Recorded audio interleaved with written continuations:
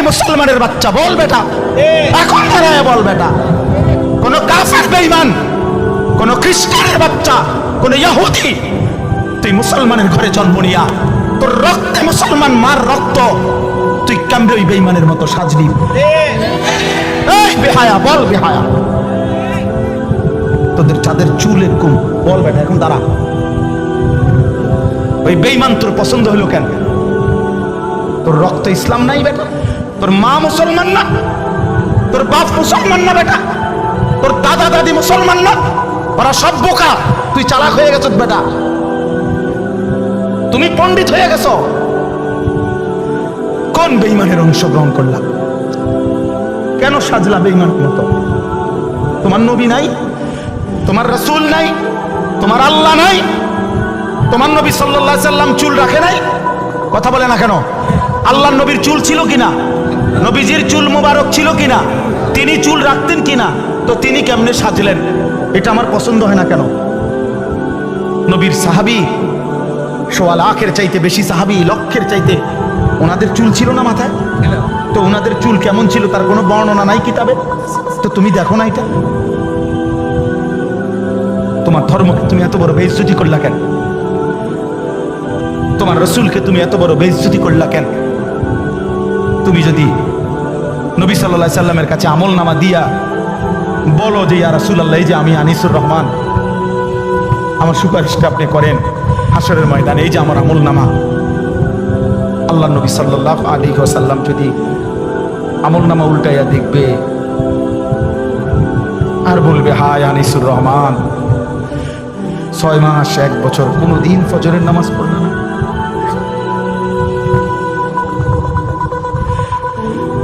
আমার উম্মত আমি 23টা বছর চোখের পানি ফেললাম, আমি কত পাথরের আঘাত সইলাম, আমি ক্ষুধার কষ্টে পেটে পাথর বাঁধলাম, আমি দান দান শহীদ করা রক্ত নিয়ে ময়দানে বেহুশ হয়ে পড়েছিলাম, আমি সারা রাত দাঁড়িয়ে চোখের পানি ফেলে তোমাদের জন্য, উম্মতের জন্য কেঁদেছিলাম, বিনিময়ে এই আমলনামা। 30 বছর তুমি মুসলমান সুদ খায়,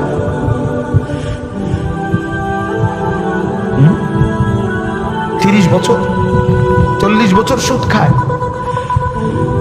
আপনার ঘরে 30 বছর টেলিভিশন চলে, নারী নাচ গান, এগুলো নবীজি দেখবে না?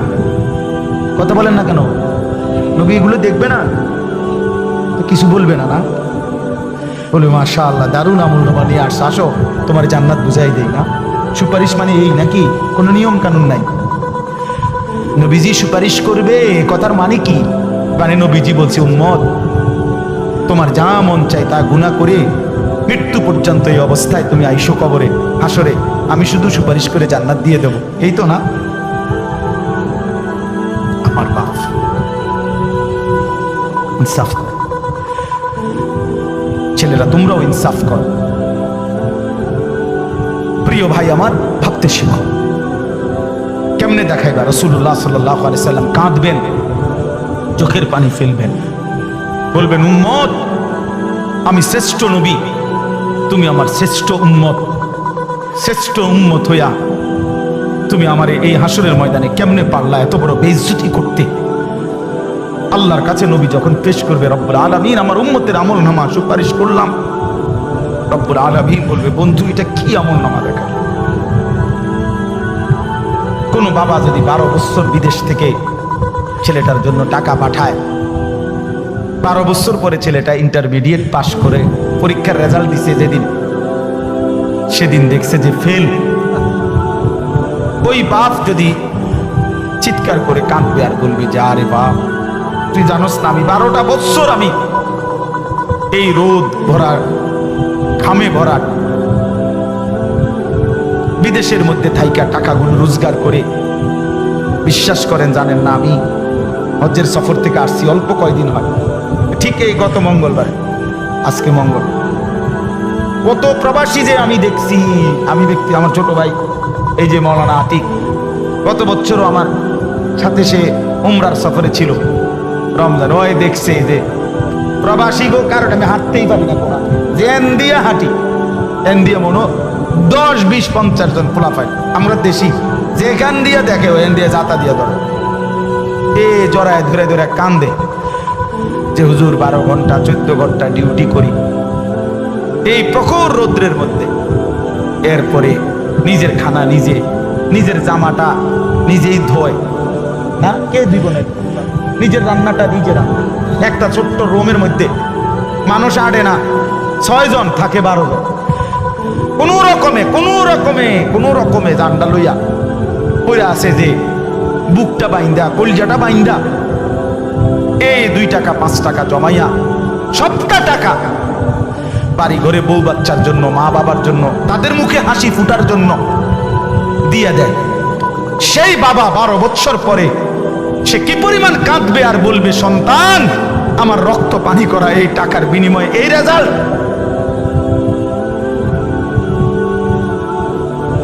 এই রেজাল্ট বাপ, তুই আমার এত বড় বেইজ্জতি কেমনি করলি?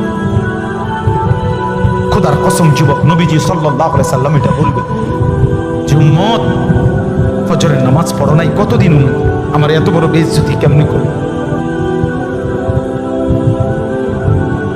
60 বছরের বুড়া চাচা, এই চাচা এখনো 60 বছর ধরে হায়াত পাওয়ার পরও বিড়ি খান, সিগারেট খান। এই বিড়িওয়ালা মুখ নিয়ে কোন লজ্জায় নবীজির সামনে দাঁড়াবেন? এই বুড়া, মনে রাখো তুমি, আমার নাম আনিসুর রহমান, আমি যদি আর কোনোদিন নাও আসি, একদিন বলে গেলাম, একদিনই বলে গেলাম। কেমনি দাঁড়াইবেন? 60 বছর বয়সেও বিড়ি খানা ছাড়লেন না, বুড়া হইয়া বাঁকা হইয়া গেলেন, শরীরের গিরাগাড়ি জোরাজারি সব ছেড়ে দিছে, অন টেলিভিশন চান, এখনো চা দোকানে বইয়া বেড়ি চান। ছি ছি ছি ছি, আমনের মতো নির্লজ্জ বেহায়া আল্লাহর জমিন আর কেউ নাই মিয়া। বেহায়া বুড়া মিয়া, বেহায়া তুমি মিয়া, বেহায়া বেটা। 60 বছর বয়সও যে নারী দেখে, ছবি দেখে, এবার আর গুনার বয়স আছে 40 বছর। এবার কোনো ছোটখাটো হারামি না, ছোটখাটো ডাকাত না, শক্ত ডাকাত। এবার গুনা ফাইকিয়া গেছে, একদম গুনা টাইট হয়ে গেছে একদম। কারণ এবার কি মনে করেন, 60 বছর বয়সে যে এখনো মিথ্যা বলে, গালি দেয়, তো উনি মিথ্যা কথা বলে আজ 5 বছর, উনি তো মিথ্যা কথা শুরু হচ্ছে 20 বছর। বুঝেন নাই কথাটা? আজও ছেড়ে দেওয়ার সময় হয় নাই, আজও সময় হয় নাই। আর কত?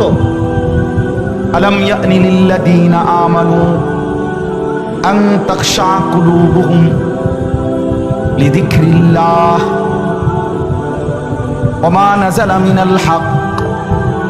রব্বুল আলামিন বলে, ঈমানদার মুমিন, আমি আল্লাহর ভয়ে, আমার স্মরণের জন্যে তোমার দিলটা, আন তাখশা কুলুবুহুম, তোমার অন্তর নরম হওয়ার, দিলটা নরম হওয়ার সময় বান্দা আজও কি হয়নি? এটা কোরআনের আয়াত। আলাম ইয়ানি লিল্লাযীনা আমানু, ঈমানদার আজও কি সময় হয়নি? আজও কি আমি আল্লাহর দিকে ফিরবা না?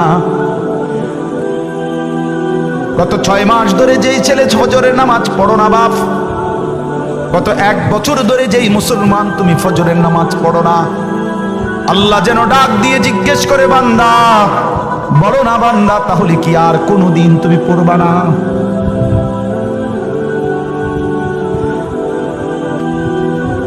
আমি কি বুঝি তোমাকে এমনি এমনিই খাওয়াবো আর পড়াবো, তুমি কি আমাকে সেজদা দিবা না? কি হবে উত্তর? ইয়া আইয়ুহাল ইনসানু মা গাররাকা বিরাব্বিকাল কারীম। রব্বুল আলামিন বলে, মানুষ, বান্দা আমার, মানুষ আমার, আমার মতো দয়ালু মেহেরবান রব, আমার মতো এমন দয়ালু মালিক, আমার মতো দয়ালু এমন লালন পালনকারী আল্লাহ, তাকে কেমনে ভুলে, কে তোমাকে ধোঁকা দিল? আমি আল্লাহকে ছেড়ে দিলাম। মা গাররাক, তুমি কি জানো বান্দা, আমি তো সেই আল্লাহ, 1 ফোঁটা নাপাক পানির উপরে এমন সুন্দর একটা ডিজাইন আমি আল্লাহ করেছি। এই পৃথিবীর কাউকে বলো না এক ফোঁটা পানির উপরে একটা সুন্দর মানুষের আকৃতি দিতে পানির উপরে ডিজাইন করবে কেমনে, পানির মধ্যে ডিজাইন করবে কেমনে। রব্বুল আলামিন বলেন বীর্যের এক ফোঁটা পানির মধ্যেই তো আমি এমন সুন্দর আকৃতি দিয়েছি। ইন্না খালাকনাল ইনসানা মিন নুতফাতিন আমশাজ, নাপাক বীর্যের ফোঁটা থেকেই তো আমি আল্লাহ মানুষকে বানিয়েছি। আল্লাযী খালাকাকা ফাসাওয়াকা ফাআদালাক ফি আইয়ি সূরাতিন মা শাআ রাক্কাবাক, আমি তো বানিয়েছি, আমি তো সাজিয়েছি, আমি তো এমন সুন্দর চেহারার রং দিয়েছি। এমন দয়ালু মাওলা কেমনে ভুলে গেলা, কেমনে ভুলে গেলা। আলাম নাজআল লাহু আইনাইন, আল্লাহ বলে বলো না বান্দা আমি কি দুইটা চোখ দেই নাই, বলো সবাই উত্তর দেন হ্যাঁ। ওয়ালিসানান, আল্লাহ বলে বলো না বান্দা আমি কি জিহ্বা দেই নাই। ওয়াশাফাতাইন, আল্লাহ বলে বলো না বান্দা আমি কি দুইটা ঠোঁট দেই নাই, দিয়েছেন। তাইলে সেই মালিক যদি বলে বান্দা আমার দেওয়া জবানে আমার নামটা আমি শুনতে পারলাম না কেন, আমার দেওয়া চোখে আমার কালাম তুমি দেখলা না কেন, আমার দেওয়া কপাল আমি আর রব্বুল আলামিন আমারে সেজদা দিলা না কেন। বন্ধু মনে রাখো ভাইয়া একটা কথা শক্ত কই, রাগ হইও না প্রিয় ছেলে বাপ, এই কপাল পৃথিবীতে উপার্জনের দুনিয়াবি কোনো কাজে লাগে না।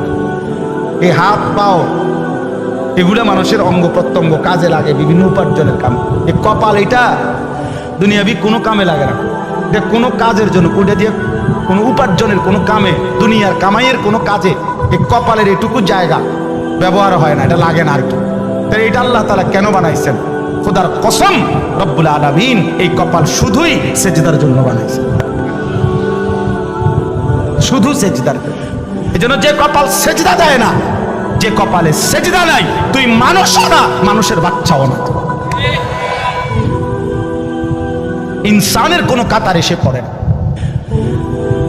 সে কোনো মানুষের কাতারে পড়ে না, ইনসানের কোনো কাতারে পড়ে না যার কপালে সেজদা।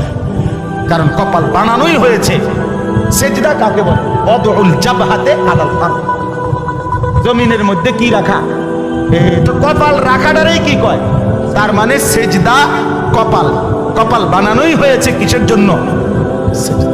নবী সাল্লাল্লাহু আলাইহি সাল্লাম বলেন আকরাবু মা ইয়াকুনুল আবদু মির রাব্বিহি ওয়া হুয়া সাজিদ, নবীজি বলেন কোন বান্দা আল্লাহর সবচেয়ে ঘনিষ্ঠ হয়, আকরাব সবচেয়ে ঘনিষ্ঠ হয় যখন সে সেজদা করে, সেজদা করে।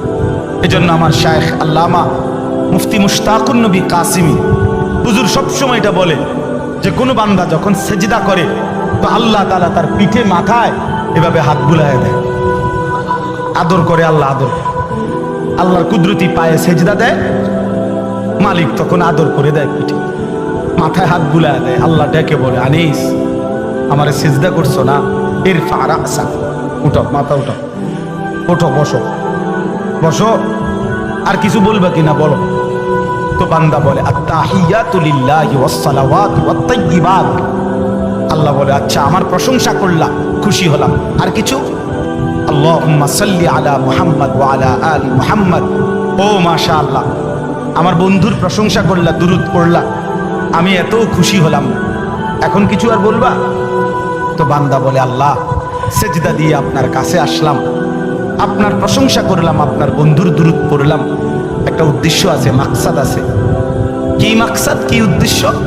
আল্লাহুম্মা ইন্নী যালামতু নাফসি যুলমান কাসীরা, আয় মাওলা আমি বড় নাফরমান মাওলা, আমার গুনাহ অনেক বেশি মাওলা, আর আমি জানি ওয়ালা ইয়াগফিরুয যুনুবা ইল্লা আনতা, আপনি ছাড়া আর মাফ করার কেউ নাই। এই জন্য আপনার এত কাছে আসলাম, আপনার স্পর্শ পেলাম, আপনার বড় আকরাব ঘনিষ্ঠ হলাম।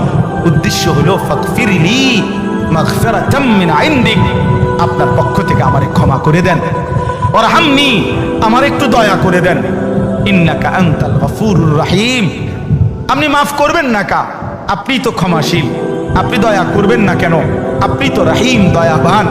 আল্লাহ বলে, কস কিরে বান্দা, এত আদর করে বললে মাফ না করি কেন? কি কইছেন এখন? আল্লাহু আকবার। এই জন্য বান্দা যখন সালাম ফিরায় এই ডানে বামে, তখনই একবার কি পড়ে, অর্থাৎ উদ্দেশ্য হলো সে সালাম ফিরাইয়াই আল্লাহু আকবার বলে, অর্থ বলে আর মানুষের জানায়, ভাই সাহেব আল্লাহ বহুত বড় মহান, উনি আমার মাফ করে দিয়েছে। এই জন্য আপনারাই তো কইয়া উঠলেন আল্লাহু আকবার নিজে নিজে। আল্লাহু আকবার। জন্য দোস্ত, বান্দা সেজদা দিয়ে বসলে সালাম ফিরাইবার আগে আগে রব মাফ করে। চলো ইনশাআল্লাহ রাত গভীরে চলো নিয়ত করি ইনশাআল্লাহ। নওজোয়ান, আগামী দিনে ইসলামের জন্য তোমাদের দরকার। আসসালামু আলাইকুম ওয়া রাহমাতুল্লাহি ওয়া বারাকাতুহু। সম্মানিত ভিউয়ার, সকলে কেমন আছেন? আশা করি সকলেই ভালো আছেন। আপনাদের সকলের একটি প্রিয় চ্যানেল রাকিব মিডিয়া টিভি, এখানে কিছু ওয়াজ ছাড়া হয়। যাদের ভালো লাগে ওয়াজটি সাবস্ক্রাইবার করে বেল আইকনটি বাজিয়ে আমরা পাশে থাকব, বেশি বেশি শোনার জন্য এবং বেশি বেশি শেয়ার করব, এবং ওয়াজটি ভালো লাগলে আমরা লাইক দিয়ে পাশে থাকব। ধন্যবাদ সকলকে। আসসালামু আলাইকুম ওয়া রাহমাতুল্লাহি ওয়া বারাকাতুহু।